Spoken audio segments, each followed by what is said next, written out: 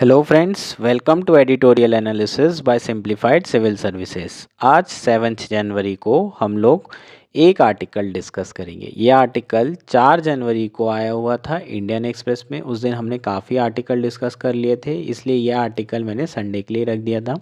जो article discuss करेंगे वो है how and why DBT works. Direct benefit transfer के बारे में चर्चा करेंगे, न्याय स्कीम के बारे में चर्चा करेंगे, पीएम किसान के बारे में चर्चा करेंगे। ये जो स्कीम है जो कि डायरेक्ट बेनिफिट ट्रांसफ़र कर रही है, डायरेक्ट कैश ट्रांसफर्स कर रही है, ये यूनिवर्सल बेसिक इनकम से किस तरीके से अलग है, इन पे चर्चा की जाएगी। फिर कैश ट्रांसफ़र के पॉजिटिव्स और कंसर्न के बारे में चर्चा करेंगे। इसके अलावा जो काइंड ट्रांसफ़र है उसके केस के बारे में भी चर्चा की जाएगी।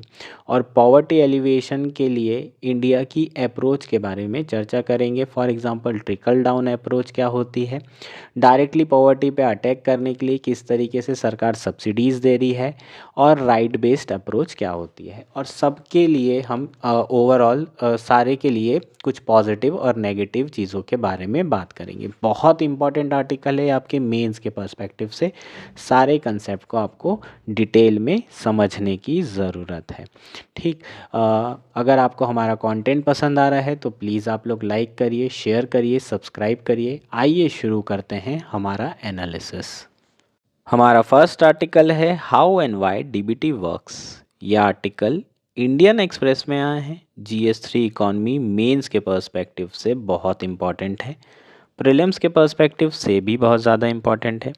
बेसिकली इस आर्टिकल में हम डीबीटी के बारे में बात करेंगे, यूनिवर्सल बेसिक इनकम के बारे में बात करेंगे, जो मनी ट्रांसफ़र डायरेक्टली प्रॉमिस किया जा रहा है उसके मॉरल हज़ार्ड और उससे होने वाले कंसर्न्स के बारे में बात करेंगे, और बेनिफिट्स के बारे में बात तो करेंगे ही, डायरेक्ट बेनिफिट ट्रांसफ़र्स के।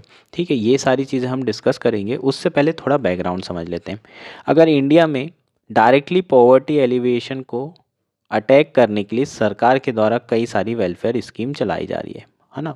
ये वेलफेयर स्कीम 1970s से शुरू हुई है, इंदिरा गांधी के समय में। उस समय जब इंदिरा गांधी ने नारा दिया था, वो कहते हैं मुझे हटाओ मैं कहती हूँ गरीबी हटाओ, उस दौर से जो है डायरेक्टली अटैक किया जा रहा है वेलफेयर स्कीम्स के द्वारा पॉवर्टी को। इसके पहले जो अप्रोच थी वो क्या थी, ट्रिकल डाउन अप्रोच थी। Trickle down, TRICKLE approach. ठीक, इस अप्रोच में क्या था, फोकस था जीडीपी को बढ़ाने का, और जीडीपी के जो इफ़ेक्ट्स होंगे, जो इम्पैक्ट होंगे, वो बॉटम स्ट्रेटा के लोगों को मिलेंगे, उनको उसके बेनिफिट्स मिलेंगे और वो धीरे धीरे पॉवर्टी से बाहर आएंगे। तो पहले जो अप्रोच थी जीडीपी पे फोकस था, और लोअर स्ट्रेटा में जब जीडीपी के बेनिफिट्स मिलेंगे तो ऑटोमेटिकली लोग बाहर आएंगे। क्योंकि ऐसी पहले 2 डिकेड में ये चीज़ें हो नहीं पा रही थी। जीडीपी अच्छी खासी हो तो रही थी, लेकिन जो लोअर स्ट्रेटा में लोग थे वो बहुत पुअर थे। इसलिए सरकार ने सोचा कि पॉवर्टी पे डायरेक्टली अटैक करना चाहिए, और बहुत सारी स्कीम शुरू हुई। जो स्कीम शुरू हुई वो अलग अलग नेचर की थी। फॉर एग्ज़ाम्पल सब्सिडीज़ प्रोवाइड करना शुरू किया गया। 70s और 80s में अगर देखें तो सब्सिडीज़ बहुत तेज़ी से प्रोवाइड की गई, और 90s में बहुत ज़्यादा परसेंटेज ऑफ जीडीपी सब्सिडी में जाने लगा। तो सब्सिडी बेस्ड स्कीम थी, लेकिन इसमें इश्यूज़ क्या थे, करप्शन बहुत ज़्यादा था, लीकेजेस बहुत ज़्यादा थे। अगर आपको राजीव गांधी जी की स्पीच याद हो, 1 रुपये जो है सरकार से निकलता है और 10 पैसे 15 पैसे गरीब आदमी को मिलता है। तो बीच में जो पैसा होता है वो कहाँ जाता है, ब्यूरोक्रेटिक करप्शंस में चला जाता है। ठीक है, तो ये सारी प्रॉब्लम्स जो है सब्सिडी देने में हो रही थी। इससे डील करने के लिए इंडिया ने जो है आधार बेस्ड रिजीम को शुरू किया, जिसका नाम है जैम ट्रिनिटी। जैम ट्रिनिटी के थ्रू सरकार जो है डायरेक्ट बेनिफिट ट्रांसफ़र कर रही है। जैम ट्रिनिटी में क्या आता है, जनधन के थ्रू सारे लोगों के अकाउंट्स खोले गए, आधार के थ्रू सब लोगों को आइडेंटिफाई किया गया, और जो एम है मोबाइल के थ्रू ये पैसा जो है ट्रांसफ़र किया जाने लगा। तो जैम ट्रिनिटी के थ्रू डायरेक्ट बेनिफिट ट्रांसफ़र होने लगा। अब डायरेक्ट बेनिफिट ट्रांसफ़र्स के बेनिफिट की बात कर लेते हैं। तो इसमें लीकेजेस ना के बराबर हैं, करप्शन लगभग ख़त्म हो चुका है, रेड टेपिज़म की बात करें वो भी नहीं हो रहा है। ठीक है, तो गवर्नेंस काफ़ी इम्प्रूव हो चुकी है। क्यों हो चुकी है ये गवर्नेंस, क्योंकि हम लोगों ने टेक्नोलॉजी का इस्तेमाल किया है। डिजिटाइजेशन के कारण गवर्नेंस काफ़ी बेहतर हो गया है। इसलिए जो है लोग, सरकारें डीबीटी की तरफ देख रही हैं। अभी जितनी भी पॉलिटिकल पार्टीज़ हैं वो डीबीटी की तरफ डायरेक्ट बेनिफिट ट्रांसफ़र या फिर इनकम ट्रांसफ़र बेनिफिट देना चाह रही हैं। अब बात करते हैं दूसरी अप्रोच के बारे में। दूसरी कौन सी अप्रोच है जो डायरेक्टली पॉवर्टी पे अटैक करती है? वो है right based approach. Right based approach की बात करेंगे, यूपीए के समय में ये अप्रोच शुरू हुई। ठीक है, मनरेगा के थ्रू क्या किया जा रहा है? राइट टू वर्क प्रोवाइड किया जा रहा है। ठीक है, लेकिन ये जो वर्क है वो लिमिटेड पीरियड के लिए, तो लिमिटेड राइट टू वर्क दिया जा रहा है लोगों को। 100 दिन के लिए आपको रोज़गार दिया जाएगा ही जाएगा अगर आप डिमांड करते हैं तो। और अगर नहीं दिया जाता है तो आपको अनएम्प्लॉयमेंट अलाउंस दिया जाएगा, भत्ता दिया जाएगा। ये किसने कहा है? सरकार ने, नरेगा एक्ट ला करके। तो ये क्या है? Right based approach. इस तरीके से एनएफएसए भी 2013 में आया, जो कि क्या था? राइट बेस्ड अप्रोच थी। लोगों को फूड प्रोवाइड किया जा रहा था। 67% पॉपुलेशन ऑफ इंडिया को फूड प्रोवाइड किया जाएगा 1, 2 और 3 रुपए में। अभी जो गवर्नमेंट है उनके द्वारा प्राइम मिनिस्टर गरीब कल्याण योजना के द्वारा जो है फ्री में फूड प्रोवाइड किया जा रहा है गरीब लोगों को। ठीक है, तो ये क्या है? काइंड ट्रांसफ़र है, काइंड बेस्ड ट्रांसफ़र स्कीम है। तो एक क्या है? Directly income based transfer scheme है, और दूसरा काइंड के फॉर्म में ट्रांसफ़र की जा रही है चीज़ें, है ना। तो लोगों को डायरेक्टली फूड प्रोवाइड किया जा रहा है और एक में कैश ट्रांसफ़र किया जा रहा है। तो ये दोनों स्कीम के बारे में अच्छे से डिटेल में समझेंगे और क्यों आखिर ये इनकम बेस्ड ट्रांसफ़र के तरफ पॉलिटिशियंस का झुकाव हो रहा है, और यूबीआई से ये हमारे यहाँ जो डीबीटी स्कीम्स हैं ये कैसे अलग है।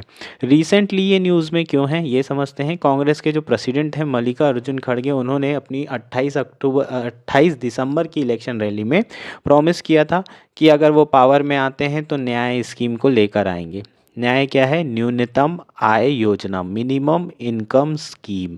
ये 2019 में कांग्रेस ने प्रॉमिस किया था अपने इलेक्शन मैनिफेस्टो में, जिसमें कहा था कि 20% पुअर लोगों को इंडिया के 6,000 रुपये महीना दिया जाएगा, मतलब सालाना 72,000 रुपये 20% लोगों को दिया जाएगा, जो कि बिलो पॉवर्टी लाइन के अंदर है। टारगेटेड स्कीम थी ये, कांग्रेस के 2019 के मैनिफेस्टो का सेंटर पॉइंट थी, और इसी तरह की स्कीम्स जो है बीजेपी भी इम्प्लीमेंट कर रही है। फॉर एग्जांपल, सरकार के द्वारा पीएम किसान इम्प्लीमेंट किया जा रहा है, जिसमें 6,000 रुपये का इनकम सपोर्ट दिया जा रहा है ईयरली, 2-2 हज़ार की 3 इंस्टॉलमेंट में। जितने भी फार्मर हैं, शुरू में जो स्मॉल फार्मर थे सिर्फ उनके लिए लाई गई थी, लेकिन बाद में जितने भी फार्मर्स हैं सब के लिए ये किया जा रहा है। ठीक है, तो इस तरीके की जो स्कीम्स हैं वो बहुत ज़्यादा इंडिया में अभी फेमस हो रही है। छत्तीसगढ़ में भी न्याय स्कीम इम्प्लीमेंट की जा रही है। राजस्थान में अभी रिसेंटली एक स्कीम रोल आउट हुई है जिसका नाम है मिनिमम गारंटीड इनकम। ठीक है, ये जो स्कीम है ये मिनिमम गारंटीड इनकम स्कीम है, और ये मनरेगा टाइप की स्कीम है, राइट बेस्ड अप्रोच वाली है। इसमें मिनिमम गारंटी इनकम जो है क्या की जा रही है? गारंटी की जा रही है राजस्थान के द्वारा, लेकिन काम करवा करके, फ्री में कैश ट्रांसफ़र नहीं किया जा रहा है। काम करिए, 125 दिन तक काम करने के लिए आपको दिया जाएगा 1 साल में।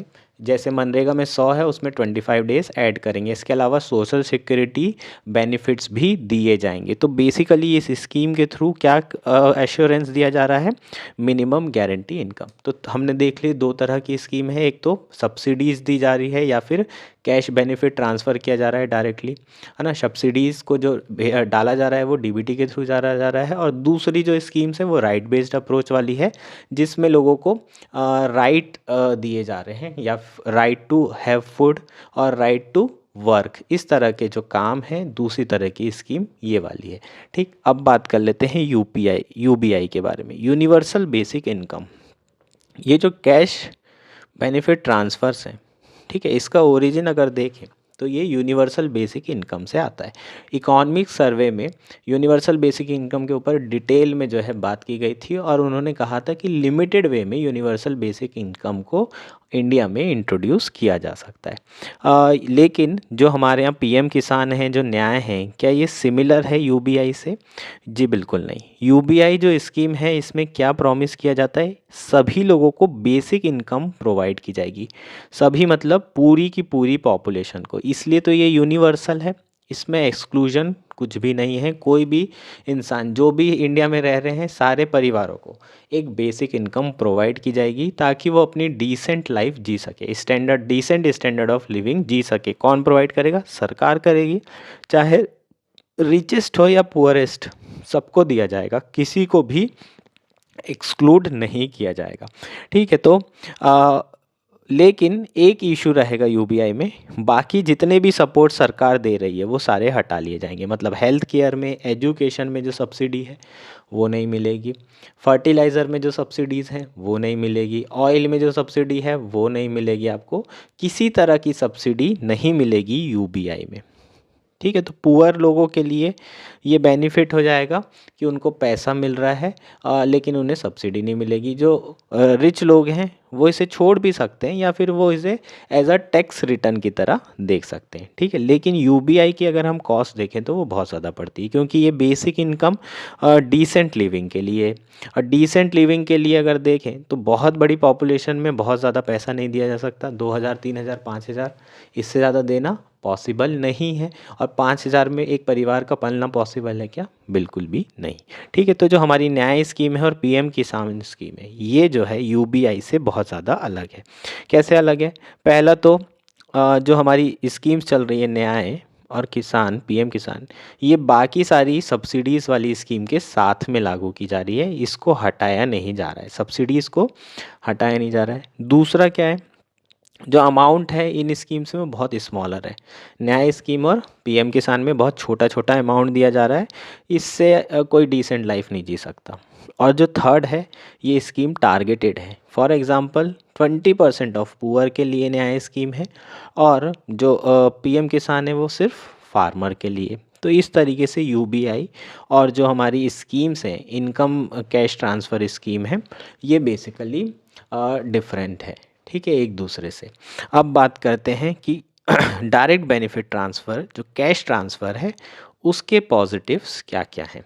ठीक है, जनरली जो ट्रेडिशनल थिंकिंग क्या होती है उसको समझते हैं, इसके ऊपर ऐसे भी आ चुका है। ठीक है, traditional thinking on helping the poor is often captured in a well known saying, if you give a man a fish you feed him for a day, if you teach a man to fish you feed him for lifetime। इसमें ये quotation का मतलब क्या है? अगर आप किसी गरीब को फ़िश दे देते हैं खाने के लिए तो आप उसको सिर्फ एक दिन के लिए खाना दे रहे हैं, लेकिन अगर आपको उसको सिखा दें कि किस तरीके से फ़िश को पकड़ा जाता है तो आप उसको खाना लाइफ टाइम के लिए प्रोवाइड कर रहे हैं। तो आप फ्री में जो चीज़ें दे रहे हैं वो नहीं देना चाहिए। लोगों की, पुअर की मदद करना चाहिए, उनका स्किल डेवलपमेंट करना चाहिए ताकि वो जो है अपना खुद का पालन पोषण कर सकें। ठीक है, तो ये बेसिकली ट्रेडिशनल थिंकिंग है। तो बहुत सारे लोग जो कैश ट्रांसफ़र के अगेंस्ट में, उनकी यही थिंकिंग रहती है कि फ्री में नहीं बांटना चाहिए। लेकिन क्वेश्चन उठता है, what if this man is too hungry on the first day to learn anything? उस बहुत कमज़ोर है, बहुत ज़्यादा हंगरी है, तुम उसको बोलोगे जब मछली पकड़ना सीखेगा तभी तेरे को मैं मछली दूंगा, पॉसिबल है क्या? अब उसकी हालत ही ऐसी नहीं है कि वो मछली पकड़ने तक, तालाब तक पहुंच सके, और तुम उसको बोल रहे हो कि जा पहले मछली पकड़ के आ, एक मछली पकड़ेगा तब मैं तेरे को 500 रुपये दूंगा। पॉसिबल है? ये नहीं है। तो सबसे पहले है ना, हमें उसे खिला पिला कर उसे पोषित करना पड़ेगा, और जब पोषित हो जाएगा तब हम बोल सकते हैं चल ठीक है, अब मैंने तुझे खिला पिला दिया, अब तू जो है मछली पकड़ना सीख। तो हमेशा ये जो ट्रेडिशनल थिंकिंग है ज़रूरी नहीं सही हो। तो इसलिए कैश बेनिफिट ट्रांसफ़र काफ़ी हेल्पफुल हो सकते हैं अगर हम इस थिंकिंग से सोचें तो। कैसे? बेनिफिट पहले देख लेते हैं कैश ट्रांसफ़र्स के। सबसे इम्पॉर्टेंट बेनिफिट क्या है? गवर्नेंस बहुत बेहतरीन हो जाएगा, क्योंकि सरकार को कुछ करना ही नहीं है, सीधा लोगों के अकाउंट में पैसा पहुंचा दिया, टेंशन फ्री। दूसरा, लीकेजेस ख़त्म, डायरेक्ट पैसा आएगा तो लीकेजेस होना भी पॉसिबल नहीं है। जो बीच में इतने सारे मीडिएटर थे वो सारे चले गए, डायरेक्ट पैसा गया सेंटर से सीधे लोगों के अकाउंट में, टेंशन फ्री। नेक्स्ट क्या है, करप्शन खत्म हो जाएगा ऑब्वियसली, क्योंकि मीडिएटर नहीं है तो करप्शन भी खत्म। रेड टेपिज्म से भी डील कर लेंगे, है ना, जो आराम से चल रही है फाइल एक जगह से दूसरी जगह, फिर बड़े मुश्किल से पेमेंट हो रही है, ये डीलेज जो होते हैं रेड टेपिज्म के कारण वो भी बंद। नेक्स्ट पॉइंट है लेस मार्केट डिस्टॉर्शनरी। जो कैश बेनिफिट ट्रांसफ़र होते हैं वो मार्केट डिस्टॉर्शनरी नहीं होते हैं, ना के बराबर मार्केट का डिस्टॉर्शन करते हैं। अगर हम जनरली देखें तो मार्केट क्या डिसाइड करता है, प्राइसेस डिसाइड करता है और क्वांटिटी प्रोड्यूस डिसाइड करता है किसी भी गुड की, है ना। किससे डिसाइड करता है, डिमांड और सप्लाई से। अब मान लीजिए फर्टिलाइज़र की बात कर लेते हैं, सरकार अगर सब्सिडी नहीं देती तो यूरिया के प्राइसेस 5,000 रुपये एक बैग के होते फॉर एग्जांपल, तो बहुत सारे किसान नहीं ले पाते। ठीक है, सरकार क्या कर रही है, अब डायरेक्टली बोल रही है 5,000 का है, मैं तुम्हें 7,000 रुपये डायरेक्टली अकाउंट में भेज देता हूँ, तुम जो है अपना 5,000 का ले लो। ठीक है, तो अब डिसाइड कौन कर रहा है, डिमांड और सप्लाई ही डिसाइड कर रही है, 5,000 ही जो है रेट है, लेकिन सरकार जो है डायरेक्टली कैश बेनिफिट कर रही है, इसमें सब्सिडाइज नहीं कर रही। इसमें सब्सिडी होने से क्या होता है, सब्सिडी होने से जनरली प्रोड्यूसर को फ़ायदा होता है, लीकेजेस बहुत होते हैं, और जो फार्मर्स हैं उनको बेनिफिट नहीं मिलता। तो सब्सिडी में नुकसान बहुत ज़्यादा होता है, किसका, सरकार का, और जो जिन्हें गेन होना चाहिए फार्मर्स का। सरकार के पैसे जाते हैं, सब्सिडी के बेनिफिट फार्मर को नहीं मिल रहे हैं फर्टिलाइज़र में, तो ओवरऑल विन किसके लिए हो रही है, प्रोड्यूसर की। तो कुछ लोगों के लिए विन होती है 1% लोगों के लिए, 99% लोग इसमें हार रहे हैं, और मार्केट अलग डिस्टॉर्शन हो रहा है। जो प्राइजेज़ हैं वो कौन डिसाइड कर रहा है, सरकार डिसाइड कर रही है, जबकि किसको करना चाहिए, मार्केट को करना चाहिए, डिमांड एंड सप्लाई को करना चाहिए। तो ये सारे क्या होते हैं, डिस्टॉर्शनरी इफेक्ट होते हैं सब्सिडीज़ के मार्केट के ऊपर। लेकिन अगर कैश बेनिफिट कर दिया तो ये सारे इम्पैक्ट नहीं होंगे। सिमिलरली पीडीएस में भी ऐसा ही होगा, लोगों को कूपन दे दो चावल खरीदने के, है ना, कि आप 5 किलो चावल ले सकते हो, ये कूपन दे दो, और सिर्फ डायरेक्टली जिससे जो ये कूपन दिखाएगा, जो वाउचर दिखाएगा, उसके अकाउंट में पैसे ट्रांसफ़र कर देना चाहिए। उससे क्या होगा, जो मार्केट में डिस्टॉर्शनरी इफेक्ट है ना, वो नहीं रहेंगे। जो डिमांड और सप्लाई से प्राइसेस डिसाइड हो रहे हैं वो जो है प्राइसेस डिसाइड होंगे। सरकार को अननेसेसरली जो पीडीएस स्कीम चला रही है वो भी नहीं चलाना पड़ेगा। बहुत सारा जो प्रोडक्शन जो ऑफटेक करती है सरकार, जो बहुत सारा प्रोक्योर करती है, वो सारी चीज़ें नहीं करनी पड़ेगी, स्टोरेज नहीं करना पड़ेगा, खूब पैसा बचेगा। ठीक है, तो ये सारी चीज़ें क्या हैं, इसके बेनिफिट्स हैं। लेकिन कुछ कंसर्न्स भी हैं, कंसर्न के बारे में बात करेंगे। उससे पहले कुछ छोटे छोटे इम्पैक्ट के बारे में भी बात कर लेते हैं, बेनिफिट के बारे में भी बात कर लेते हैं। जैसे कि families with assured do small income begin to take small risk by investing in their future, buying better seeds to try increase farm production, purchasing goods that can be resold locally, and even spending more time looking for better job. अगर छोटी सी थोड़ी सी income दे दी जाए, ज़्यादा amount नहीं, थोड़ा सा amount दे दिया जाए, तो काफ़ी बेनिफिशियल हो सकता है ये डीबीटी, है ना।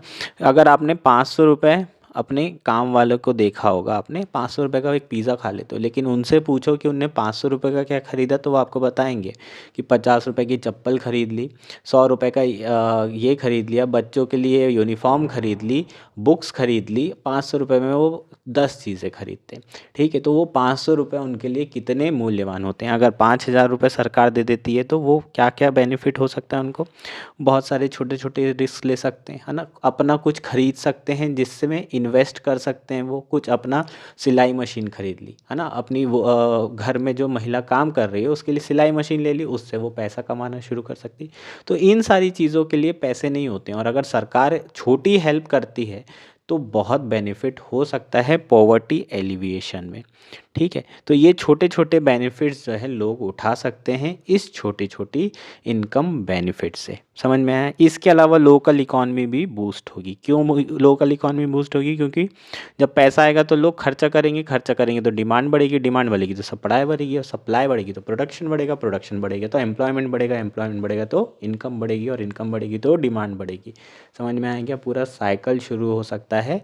इससे डिमांड बहुत ज़्यादा बूस्ट हो सकती है, जीडीपी ग्रोथ को बहुत ज़्यादा फ़ायदा हो सकता है। तो ये इसके क्या हो जाएंगे, पॉजिटिव इम्पैक्ट हो जाएंगे। एक ही इशू रहता है एक मॉरल हज़ार्ड का। मॉरल हज़ार्ड के बारे में पहले बात कर लेते हैं। लोगों का कहना है कि सबको अगर कैश बेनिफिट मिलने लग जाए, है ना, यूनिवर्सल बेसिक इनकम मिलने लग जाए, तो लोग काम ही नहीं करेंगे, घर पे बैठे रहेंगे। लेकिन अगर बहुत स्मॉल अमाउंट में आप दे रहे हो तो ऐसा नहीं होता है कि आप जो है लोग घर पे बैठ जाएंगे, है ना। 6,000 रुपये महीने में कुछ होने नहीं वाला है लोगों का, उन्हें डिसेंट लाइफ जीने के लिए कुछ पैसा चाहिए।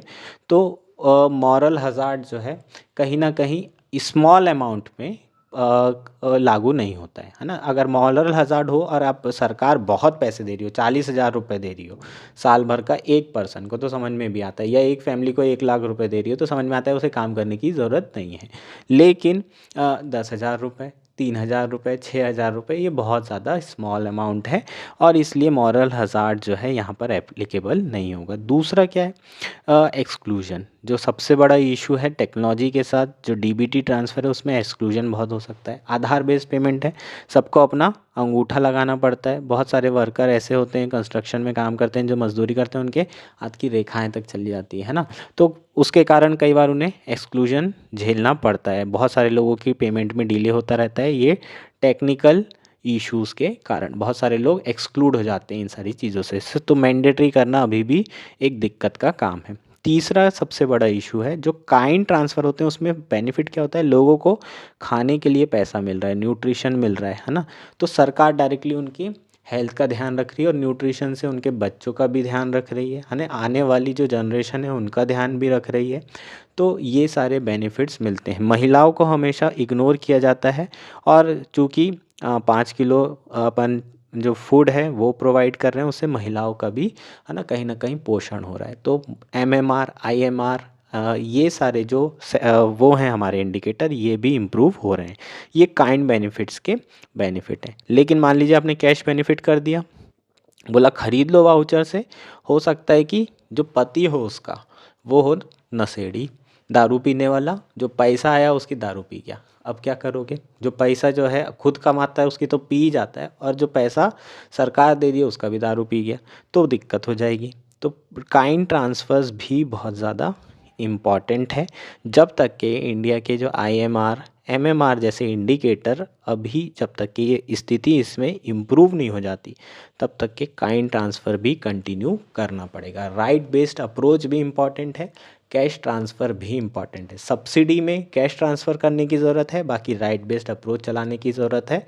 और धीरे धीरे जैसे जैसे इंडिया डेवलपमेंट करता जाएगा, लोगों की लाइफ बदलती जाएगी, इंडिया डायरेक्टली UBI में भी जा सकता है। ठीक है, तो ये बेसिकली हमारा कंक्लूजन हो जाएगा। होपफुली ये आर्टिकल आपको समझ में आ गया है। Case for direct cash transfers, case for kind transfer, दोनों चीज़ें आपको समझ में आ गई, कंसर्न समझ में आ गए UBI के या फिर कैश ट्रांसफ़र्स के। ठीक, ये हमारा आर्टिकल था। That's it for today. Thank you and enjoy your day.